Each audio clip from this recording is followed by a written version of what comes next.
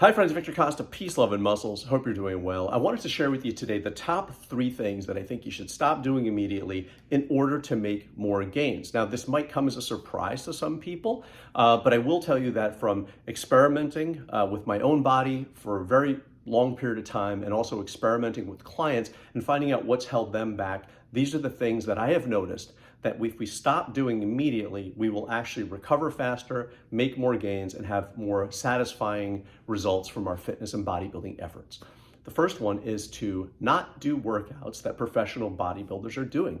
Unless you're a professional bodybuilder and you are taking into your body the same energy, and when I say energy, I mean food, supplements, drugs, whatever, in order to recover, you should not be doing the same workout. A regular person, a person who is natural, cannot be creating that much body trauma, body part specific trauma, as well as the overall unit trauma, and expect to recover just like a professional bodybuilder would. What happens is we actually create too much damage or trauma and then wonder where our gains are, that our gains are not coming. That's because the body is continuously fighting. It is continuously at a disadvantage, and it's because we are not learning about how our body heals and recovers, and we're just focused on creating too much trauma. If you follow the same workout as somebody who is a professional bodybuilder, there's a good chance that you're not going to yield the same results. I tried that myself. For years, I would look in a magazine, I would say, oh, this is what so-and-so does. I'm gonna do that, I'm gonna get those results. And it took a lot of work and a lot of years to realize that it wasn't me, that I wasn't doing anything wrong.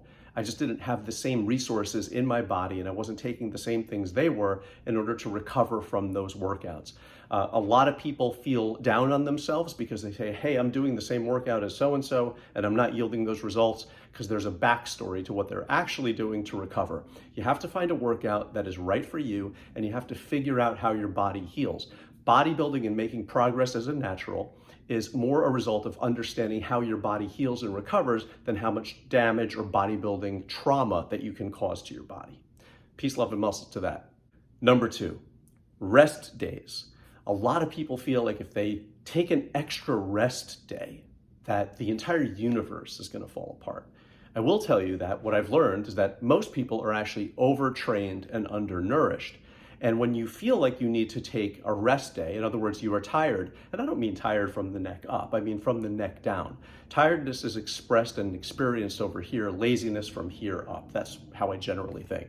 And I've had to train myself to have the courage to recognize that when I am tired, and I mean not healed, not recovered, there's too much body part specific trauma, or I'm sore, or there's too much body unit trauma. I've been training too hard, not eating enough, not sleeping right. I have to have the courage to say to myself, this rest day that I should take is really going to fortify my body in the long term. And I'm not in the best place to accept the training, and my body's not in the best place to accept the training when I am tired. So sometimes this feeling comes on a day when I've already taken a rest day. So God forbid I take 2 in a row. It's taken me a lot of courage to leave my apartment, head over to the gym, and then say to myself, wait a minute, I really shouldn't be doing this today because my body is telling me it shouldn't. So what I'm encouraging you to do is to not necessarily only stick to that schedule. This is my rest day. This is when I can take off. You have to be more flexible with that, and you have to listen to your body. So taking that extra rest day here and there when you know you need it and not trying to override that program will do your body good, I promise. Number 3, eating enough food. Now, a lot of people are trying to gain weight, gain muscle for the most part, right? That's a lot of my community seems to be in that position.